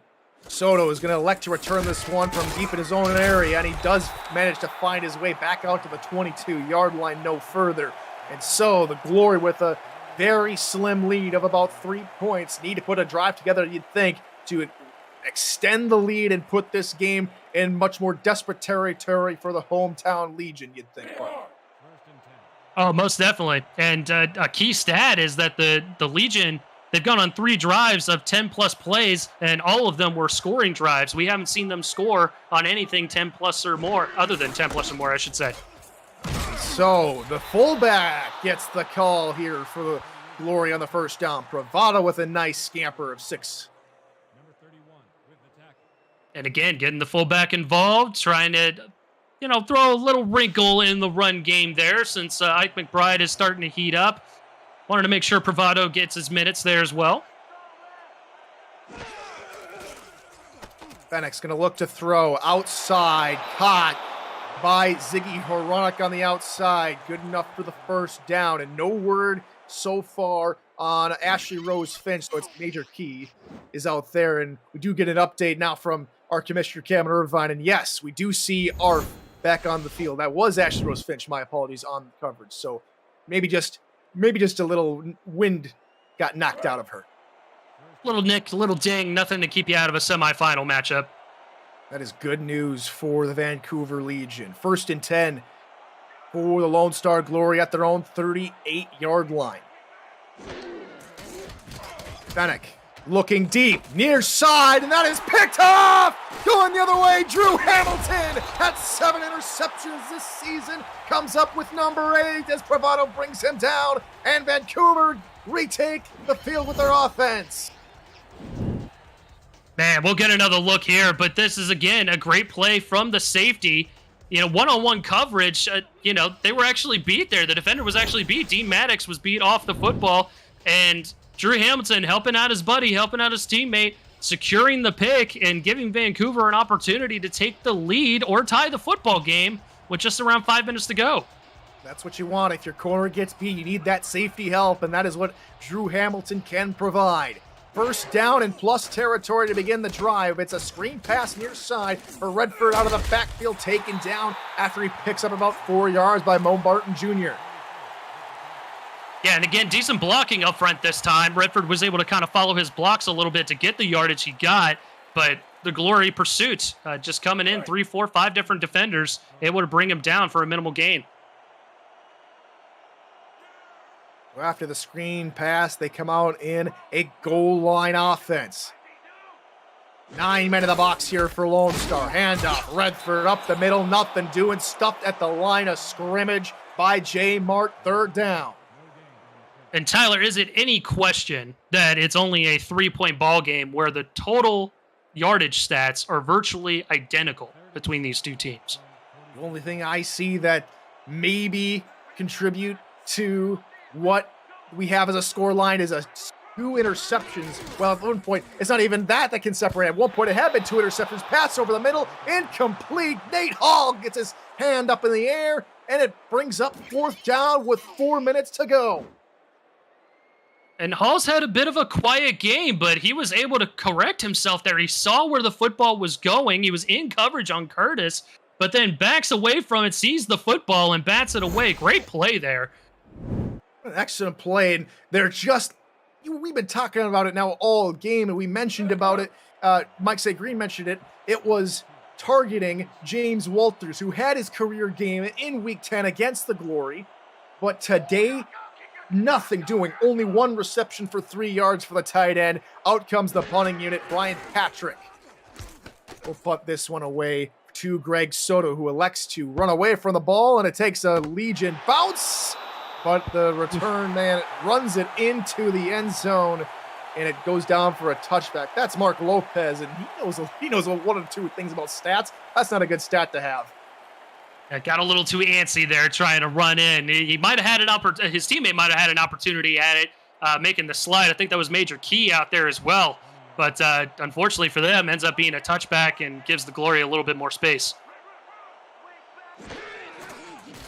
Bennett's going to look to throw after throwing an interception on the last drive. He finds his man this time around, picks up 7 to Greg Soto. And again, the Glory don't have to do a ton here. They're looking to choose some clock, run their offense, don't take any chances, don't give the Legion any opportunity to flip the script on you at this point with the clock starting to run down. Another heavy set, offset eye behind Ace Fennick.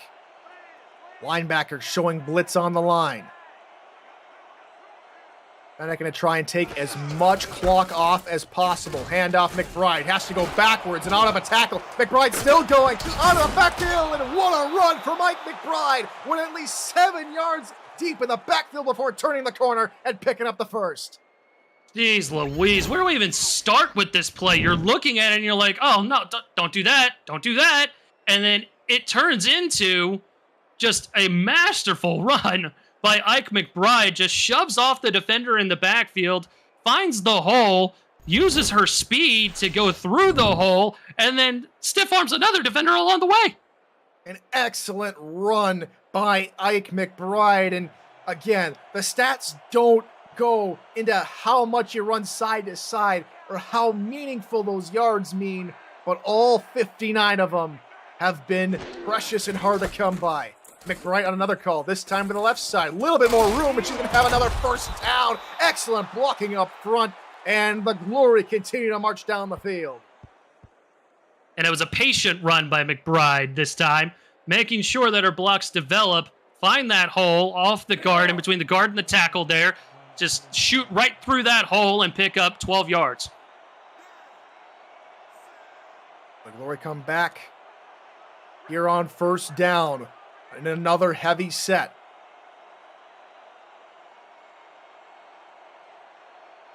Clock winding to about the 2:30 mark before they hand off to McBride near side. Another couple of good blocks. And now it's McBride's time to shine. Yeah, and this is where the Vancouver coaching staff is chewing their nails along the sideline because they're watching McBride catch fire here towards the tail end of this ball game. And they know that that's dangerous for them. 28 yards in the last 3 runs for Ike McBride. She'll get a 4th here, up the middle. This time, nothing doing as we hit a 2-minute warning. Who goes to the 18th SFL Championship game? Is it Lone Star or Vancouver? Come back to find out in this exciting conclusion of the SFL playoffs on Next Level Sports.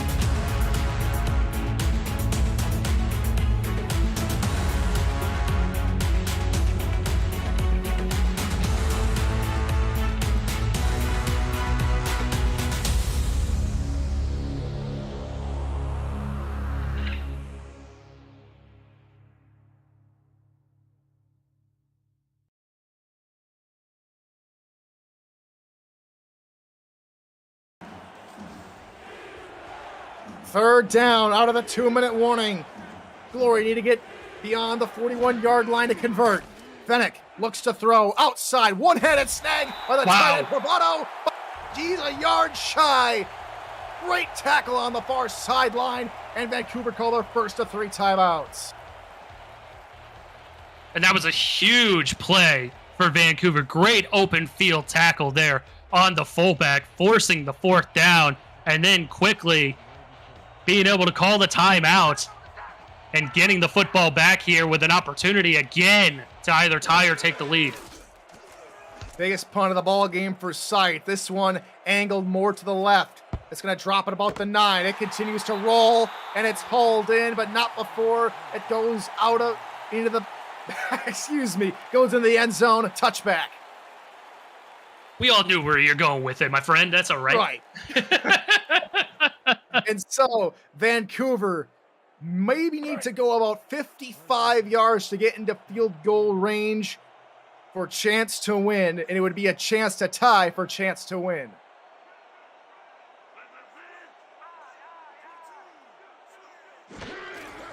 Pepper going to look to throw on first down over the middle to absolutely no one. Incomplete. And that's what I was about to say too, Tyler, is that we might see Pepper start to gunsling it a little bit here. He gets happy feet and he gets the trigger finger a little bit itchier in these situations. We'll have to see if that's just one play or if that's going to be a culmination of the game plan on this drive. Captain Canada, as Tom Pepper is affectionately known here in Vancouver, trying to put together another drive. Pepper looks near side for Redford. Nice spin move, getting extra yardage, spin around. J. Mart picks up 4 yards, 3rd down. Yeah, now 3rd and 6 here. They're trying to save as much time as humanly possible. Getting tackled in bounds there obviously did them no favors on that. But Vancouver's running out of opportunities here to figure out what they want to do with this opportunity. Only 1 timeout now for the Legion. 4 wide receivers. Pepper under center. Pepper's going to look to throw. Slants over the middle, looking for Killian. Incomplete. It's 4th down in Vancouver. 4th in ball game. 4th in season. And again, I think he chose the wrong receiver here as you're looking at it there. He had gears going across the other end on that slant route, but instead elected to go to Killian right there into coverage, and it falls incomplete. It's just a heartbreaker there, forcing the 4th down. 4th and 6. Biggest play of the postseason to this point. 4 wide receivers. Pepper in the gun. Redford sidecar left. Need to get past the 30-yard line. Pepper over the middle. It is dropped. Dropped by Chris Curtis. Lone Star takeover at the 24. Wow. I am beside myself at this point, Tyler. This was probably the best throw that Pepper could make in this particular situation here.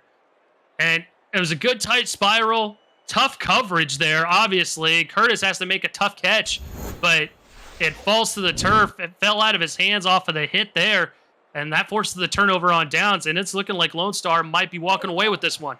The clutch hit came by the way of Evan Lacy to jar the ball free. Lone Star going to elect to take a couple of knees, burn as much clock as possible. This game ain't over yet. Vancouver may have a shot at coming back in this one, but not before Lone Star will be able to attempt a field goal. Yeah, 90 seconds to go here, Tyler. It's hard to say exactly how much time Vancouver is going to have available to them, even if Lone Star ends up kicking a field goal here.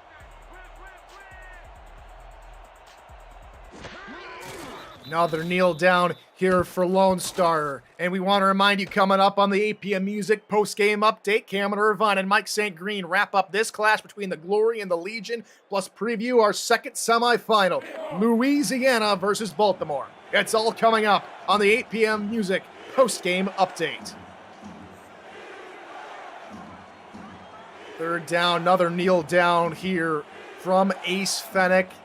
and it should be about maybe a 45, maybe 46-yard field goal attempt after the kneel down.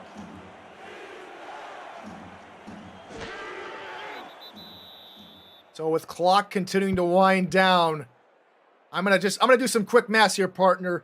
Vancouver might only have about 7 seconds, even with the return, to make something happen. Yep, that was about what I was thinking as well. Maybe 7-8 seconds tops to do anything. So unless they burst out a huge return on the kickoff, it might be donezo. Or a blocked field goal.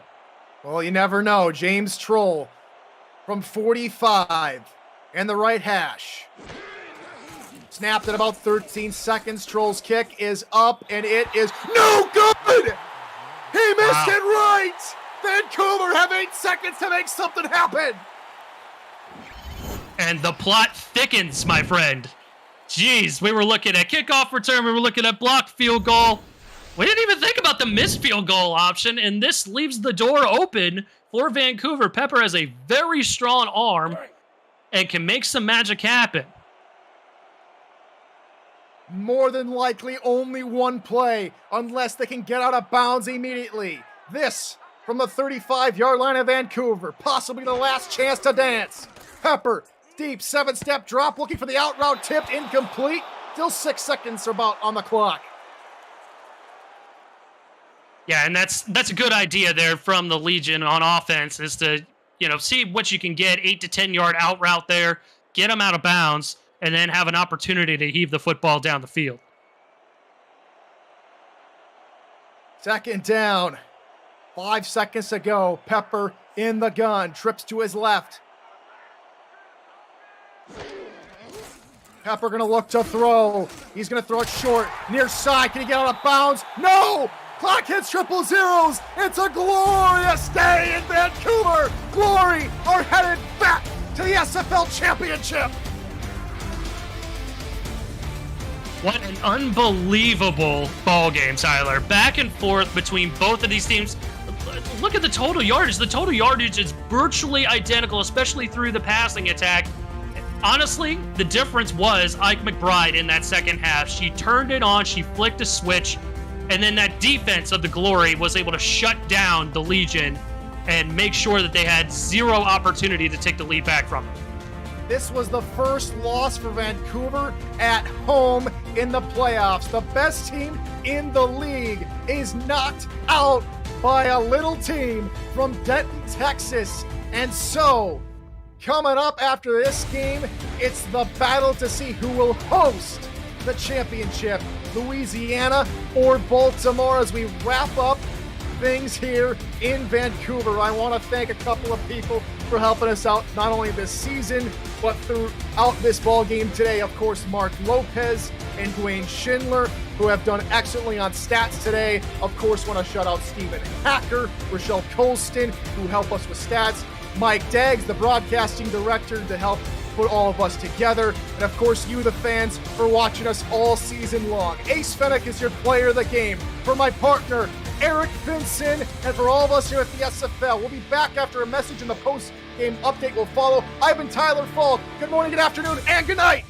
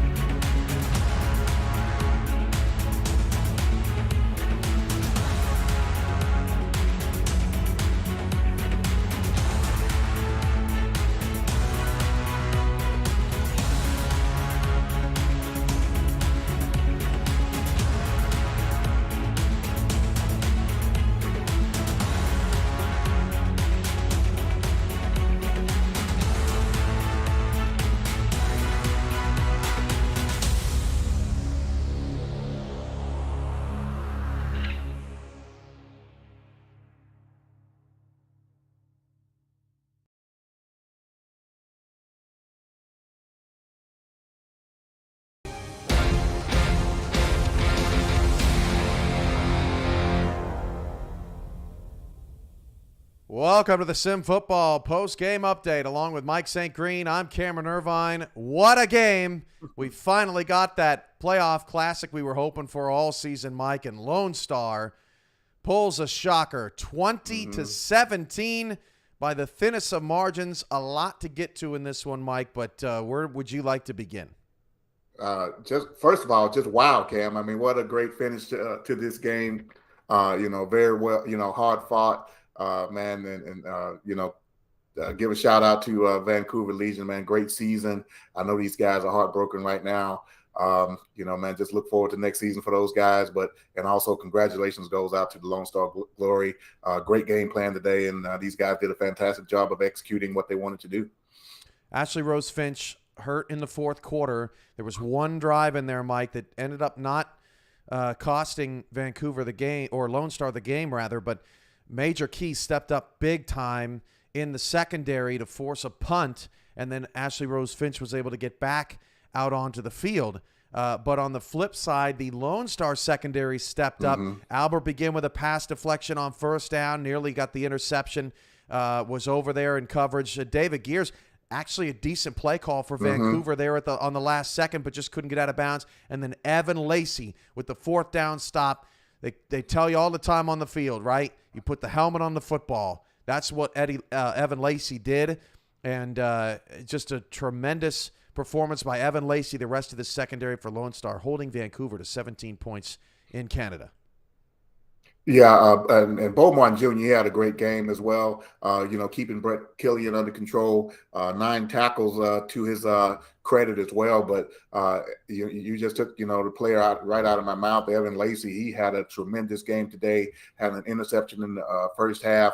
He seemed to be all over the field, and right there when they needed him the most, he came up with a huge play and knocking Chris Curtis off that ball and getting the ball back for Lone Star to attempt to close it out. But, man, then they made it dramatic at the end with the James Troll missed field goal.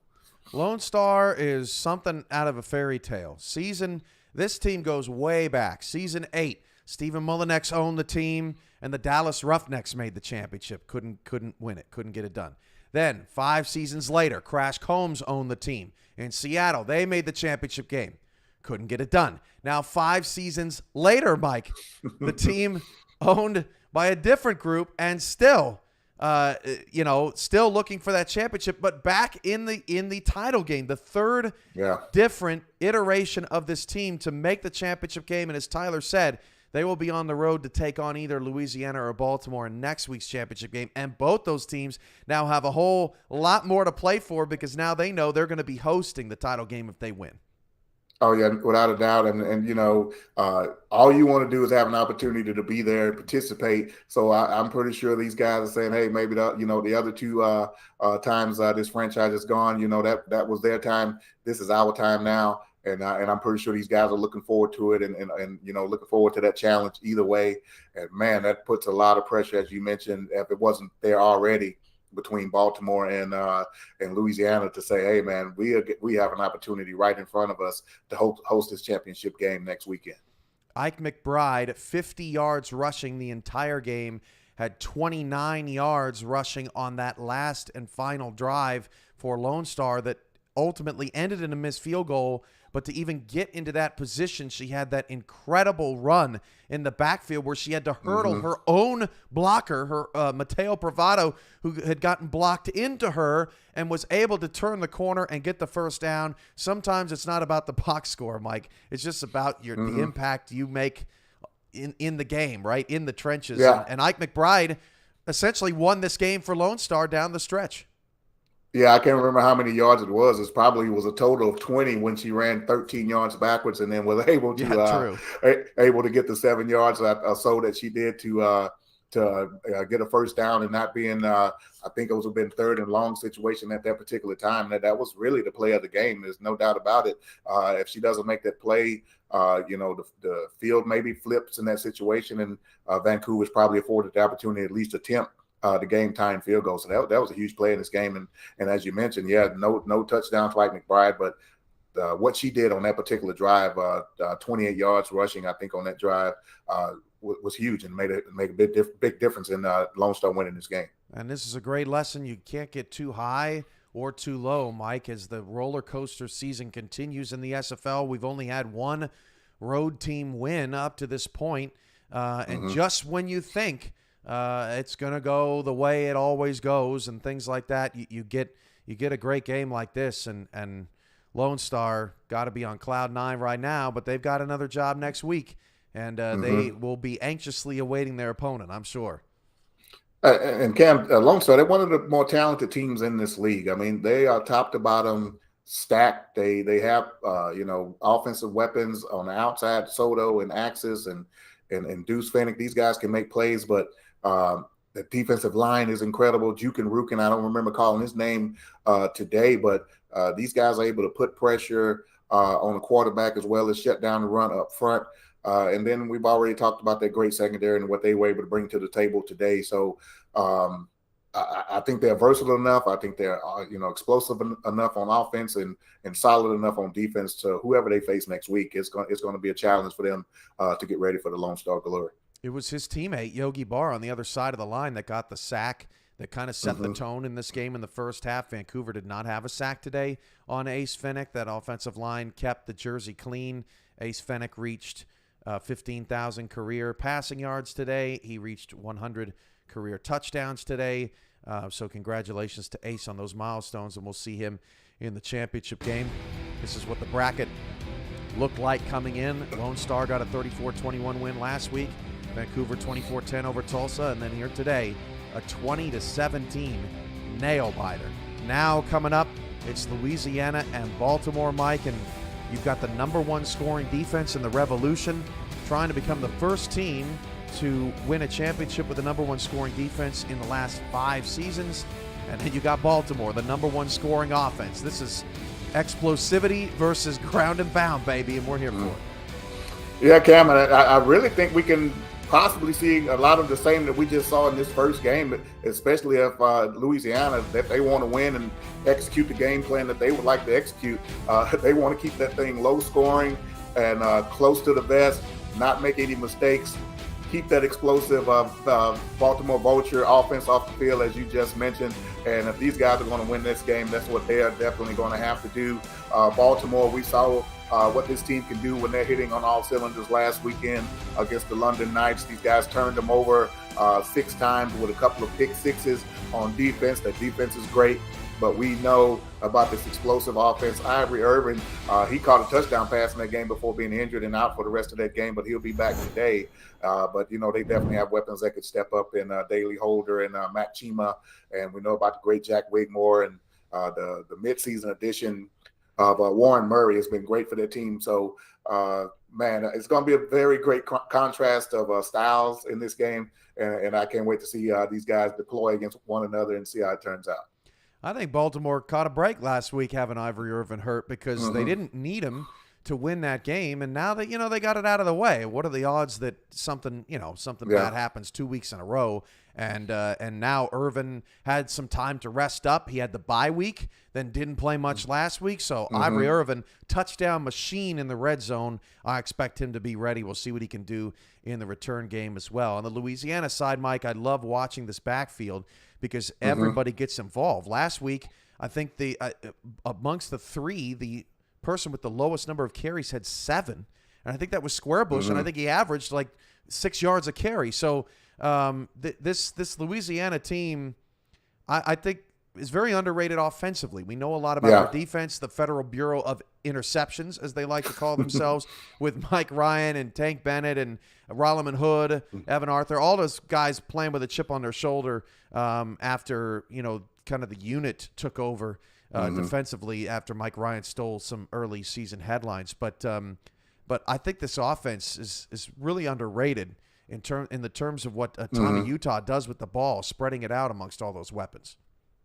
Yeah, I'm in total agreement with you on that, Cam. I had a chance to speak with Brian Craven, Coach Craven, earlier this week, and I mentioned to him that I like what they've been doing really since about week 3 or 4 of the season. They looked like a championship team to me, and it really, I was more surprised than anyone once they took Randy Squarebush in the draft and they were going to go with the 2 running back system over there. I just wondered how it was going to work. had never been done before in quite that manner. And they have managed to get, the fullback involved. They got Hart involved, obviously Square Bush, as you mentioned, earlier. And they've just managed to milk clock, keep the other team's defenses off the field. B Robo has come up big in the passing game when they really need, a huge play. He's right there, Johnny on the spot to make a play. So, Baltimore is going to be, hit with a challenge as well as can they keep this offense from going on big, long 10, 12, 14, 15 play drives that keeps their offense off the field, because we know they also have that Louisiana, they have that Otis Boudreaux in their back pocket. When they need 3 points after a long drive, he's more than capable of cashing in and getting points on the board for these guys. I saw this in pregame, Mike. Did you know Otis Boudreaux is now 5th all-time in field goals made in SFL history? That's an incredible. Yeah. It feels like he just got here. Yeah. Otis Boudreaux, just a sensational career, just getting started in Louisiana. And Shark Tarkington, 2nd all-time on that list. So it's going to be a great battle of special teams today as well. Comes your way after the break as semifinal coverage rolls on Next Level Sports, streaming on the SFL's Twitch channel as well. If you want to chat with the community, twitch.tv/simulationfl. Laser trading cards are there as well. So you can begin collecting there, laser.gg for more information. But Mike, we're ready for the second semifinal. Louisiana and Baltimore comes your way right after this break. Mike and I will see you back here at the half. Mike Daggs and Matt Wilson have the call when we return. This has been the SFL Postgame Update, and you're watching the SFL Season 18 playoffs on Next Level Sports.